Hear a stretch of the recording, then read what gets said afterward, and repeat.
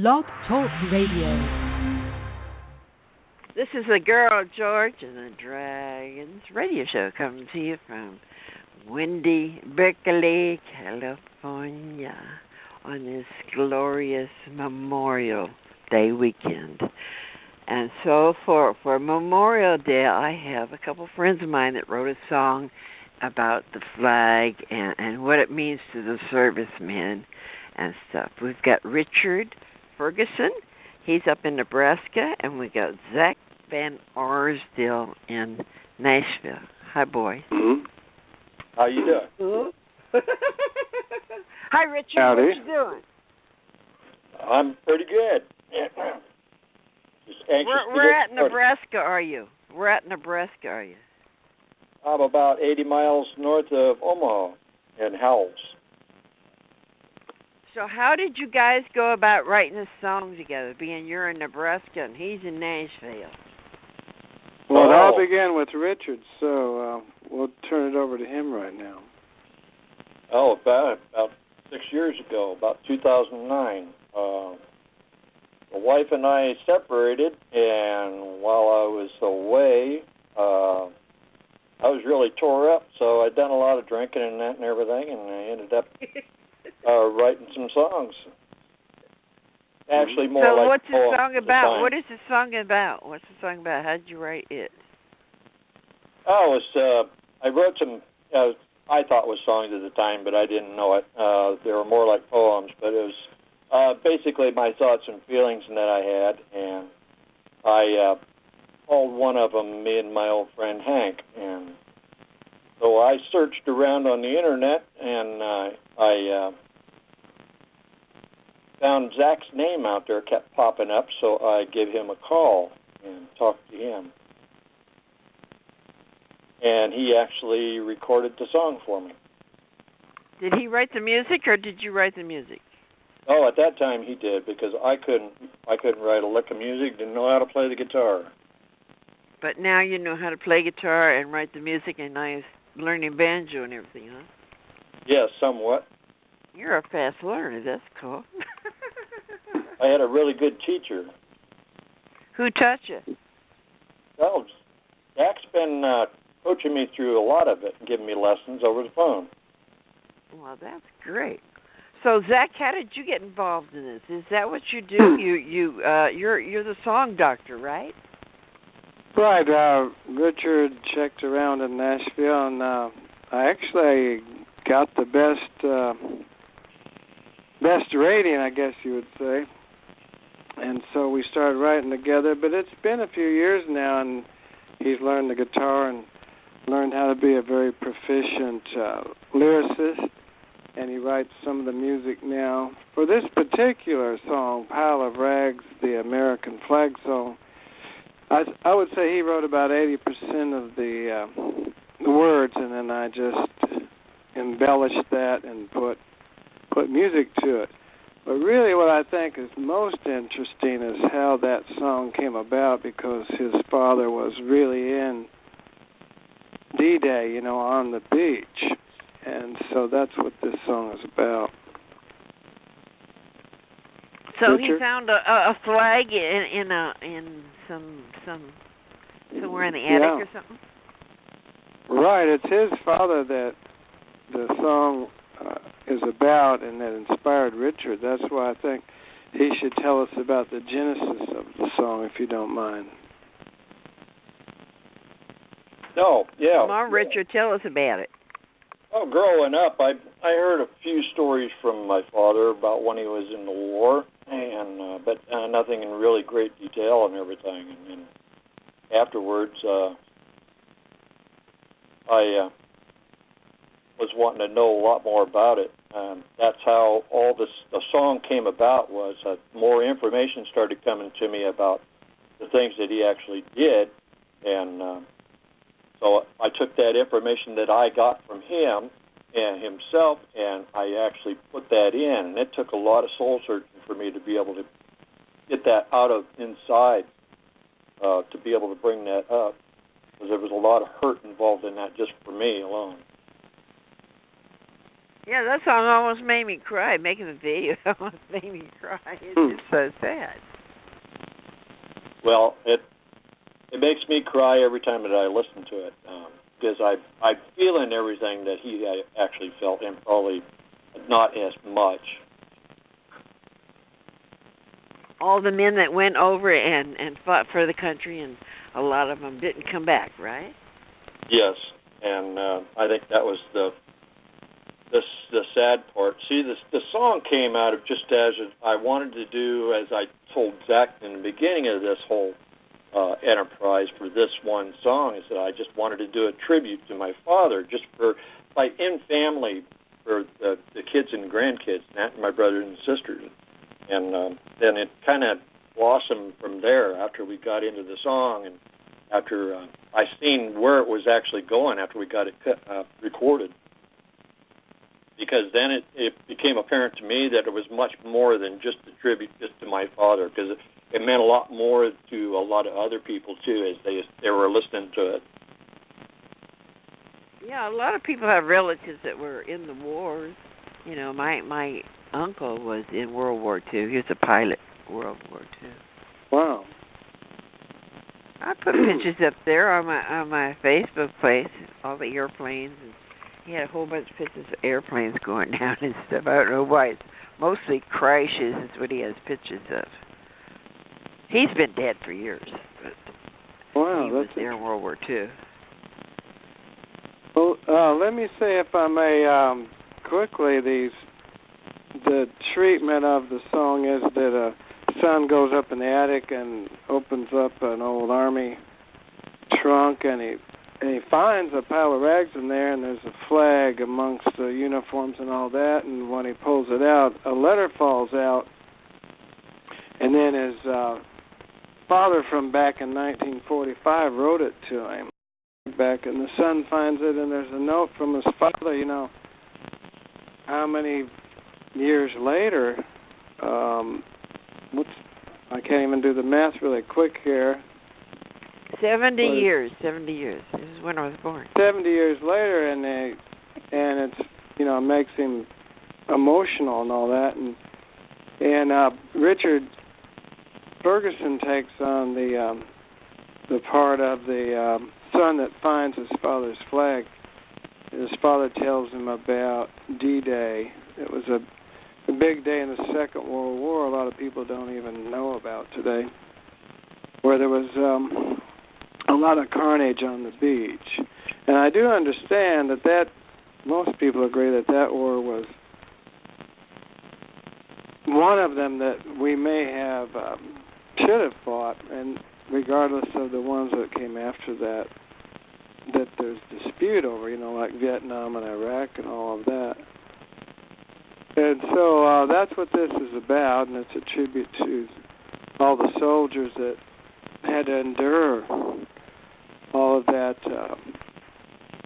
those horrific battles and all that, regardless of where you are on the spectrum, you know. So that's what the song is about.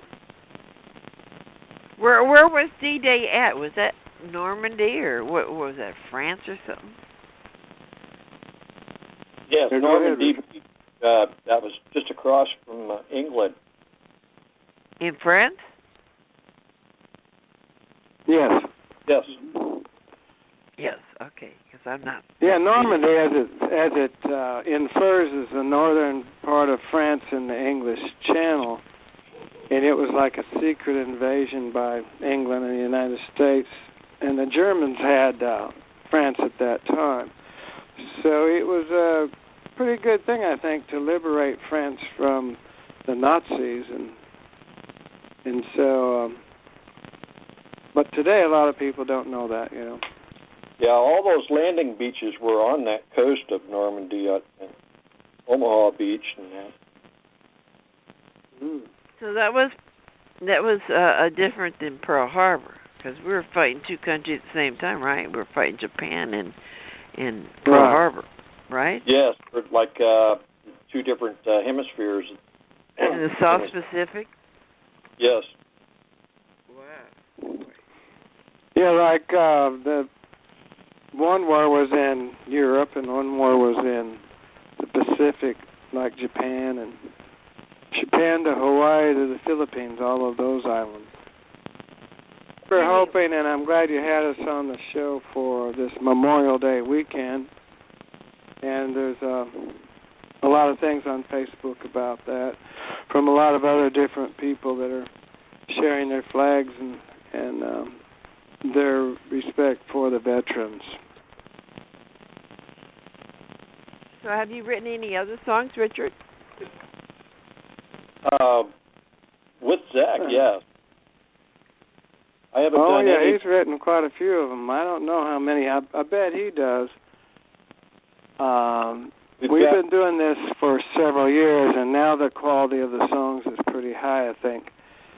One of his songs is down at Warner Brothers right now on the desk, where they are searching for new Today country hits. You know, it's not exactly traditional. It's more of a young country song about two people that are down by a river, I guess, and they're two young people, and they bring some moonshine down there, and so they're drinking moonshine under the moonlight, and so the song is what made us fall in love. Was it the hooch or the moon? You know what I mean? So it's a very clever song that Richard came up with that I helped him do. Oh, cool.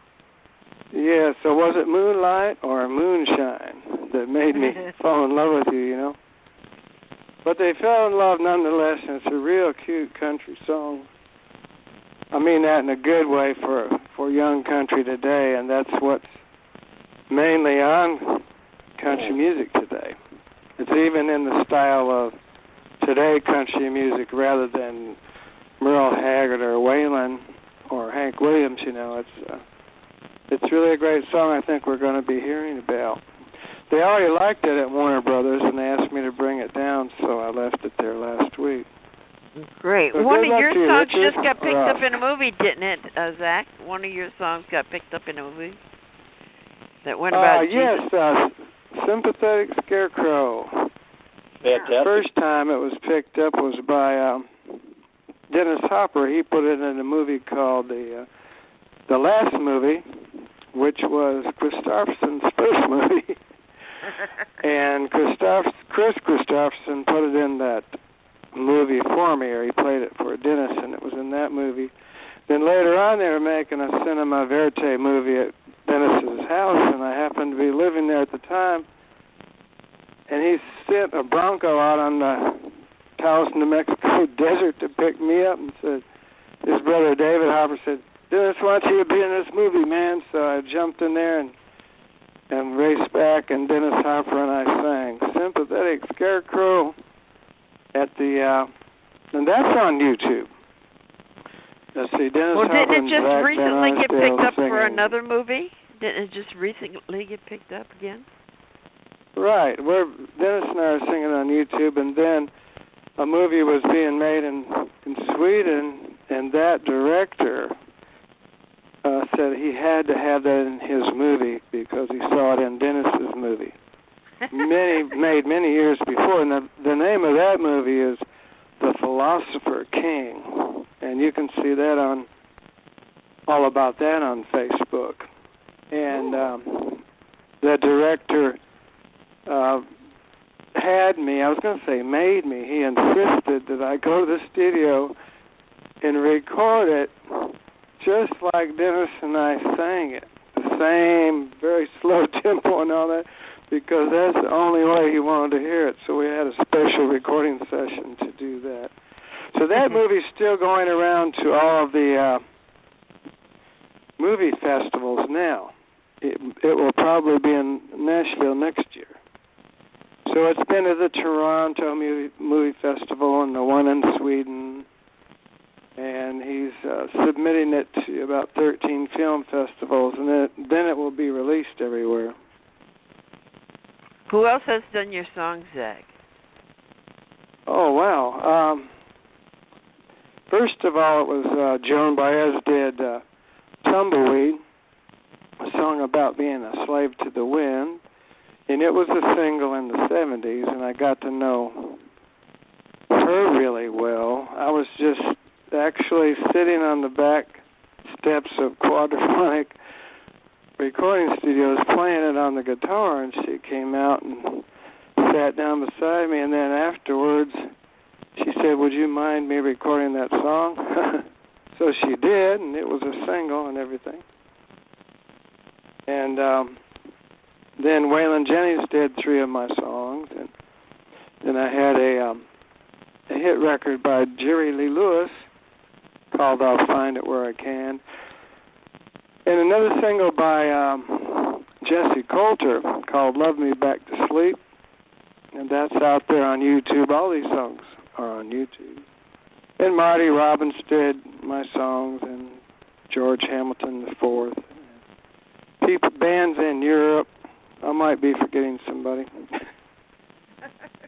But and now Richard and I are going for today's country market, but we do have traditional country songs. Like the first one we wrote is great. It's on YouTube and CD Baby.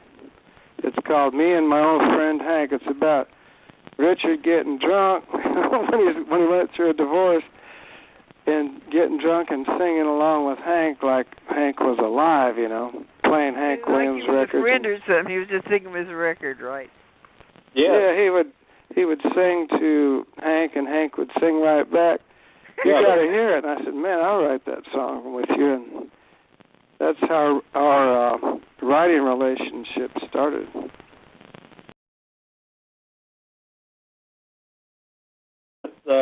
Me and my old friend Hank, I think during that session there, we did "Whispers of a Woman," and let's see, later on we did "Memories in a Bottle." Yes, "Memories in a Bottle," a fantastic song. Yeah. And yes, it's traditional like Hank Williams, The guy drinks and when he does, all these memories flow out like a movie, So what else, Richard? We did "The Wild Ride" and "Redneck Noise." Let's see. "Roadhouse Rendezvous." "Keep My Country Cool." We're keeping my country cool. "Keep My Country Cool." "Footprints in the Sand." "Love's Lost Highway." "Stranger to Stranger." That's a new one. That's really hot. Another fantastic song. It's about, if you don't mind, it's about 2 people, Girl George, that meet in an airport, and the bar is empty, and the guy walks in, and they start talking just because they're the only ones there, and they end up eventually partying in the morning and saying that she leaves him a note and saying, "Yeah, give me a call when my divorce is over, we can get together." It's a pretty cool song. Did they join the Mile High Club? Yeah, on the ground, I guess. The airport hotel club. But they're both going through a divorce, and they just meet to console each other. But they end up, it's almost like one of those romance movies, a chick flick. They do fall in love by morning, but you don't know it until she's gone when he wakes up, but he finds that note with her number on it and all that.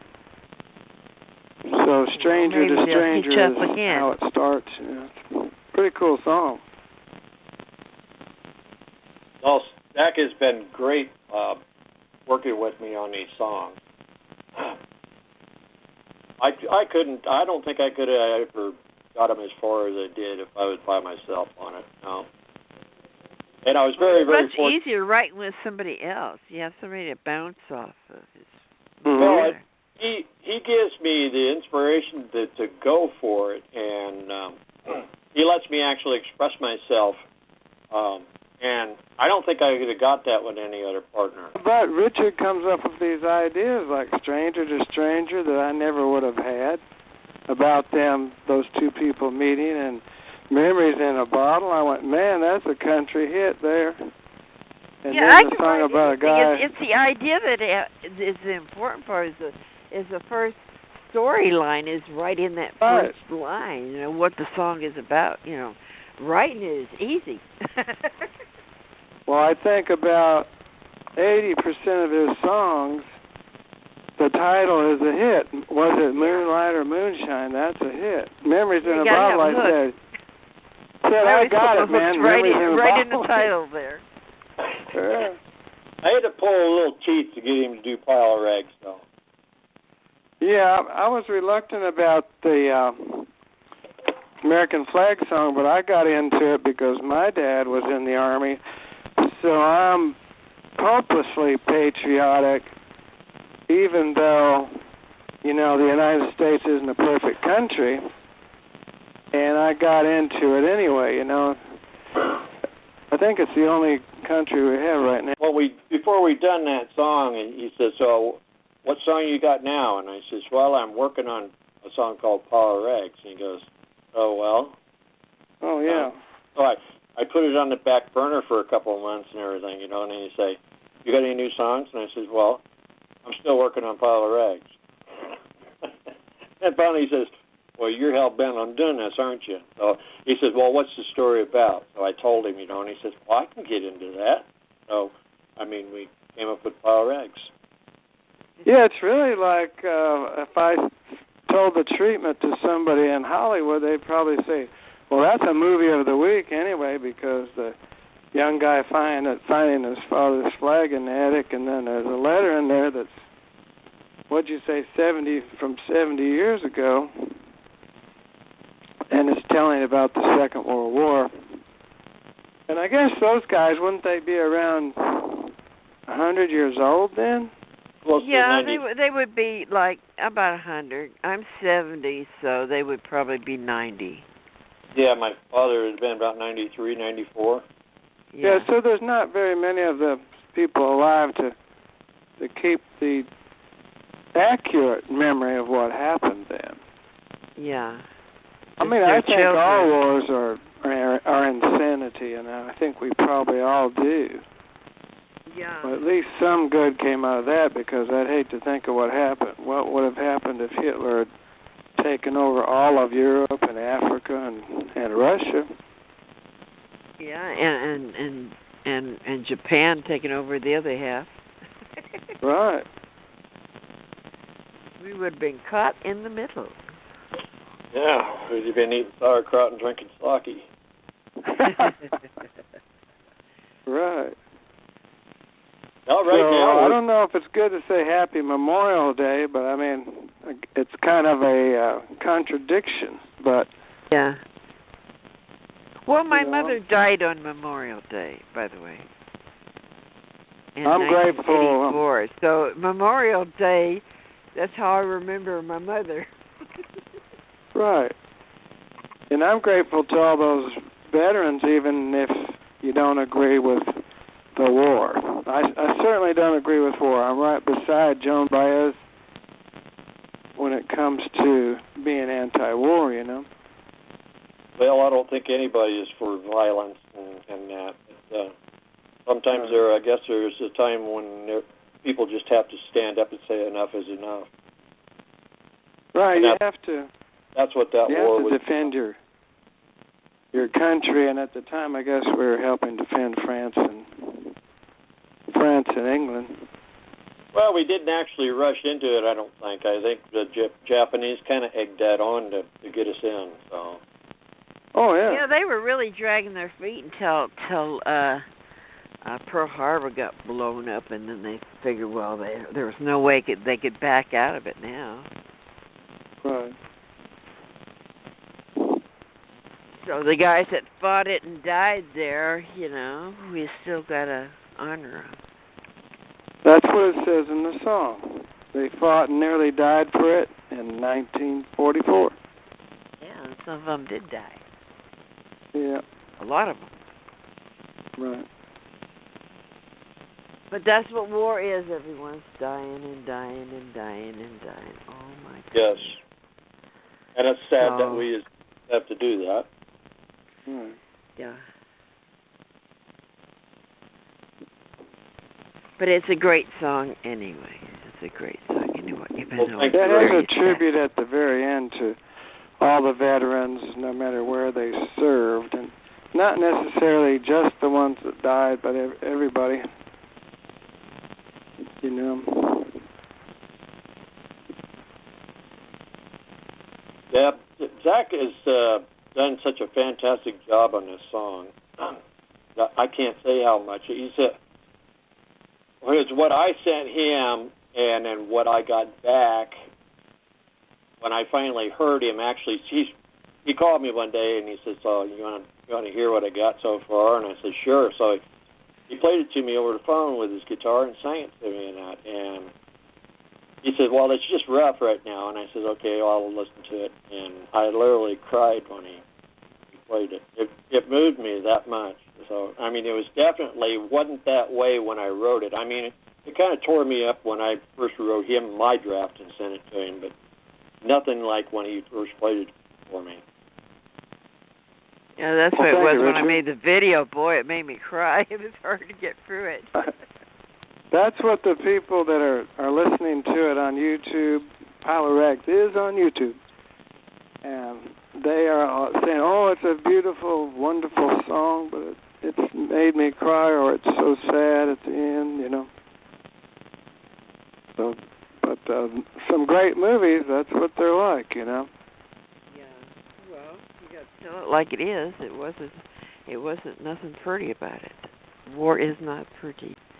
We can find Richard Ferguson up on Facebook and on YouTube. You can find the song Pile of Rags, the American Pile of Flag. Rags, the American Flag song. And we can find Zack-van-Arsdale up on Facebook and up on YouTube, all over the place. It was great having you boys on. Thank you very much. Some more songs for us. Thank you very much. Girl George, my longtime friend. Yeah. I remember old Red Dog Saloon. Huh? Oh, yes. Those pictures. Yes. Those pictures of Christopherson and Joan Baez and me and Star were at Quadraphonic Sound Studio, recording studio. So that's the place you met her. That's out. Yeah, those are back. great pictures of you and Chris and Donnie Fritz and Joan Baez. Yeah. Well, that's I right. I thought that was by back Columbine Music, but no, that's right in back of Quadraphonic Sound. Me and Star were passing by looking for a place to rent, and we seen them over there, and Star's waving, and Joan says, "Who are they?" And he says, "Oh, that's George and Star. Come on over." So we came over and he took pictures of them. Okay, so our time is up, my dear. So thank you for being on the show, both of you, Richard Ferguson and Zack-van-Arsdale. Thank you Girl very much. George and the Dragons Radio Show saying, see you later, alligator.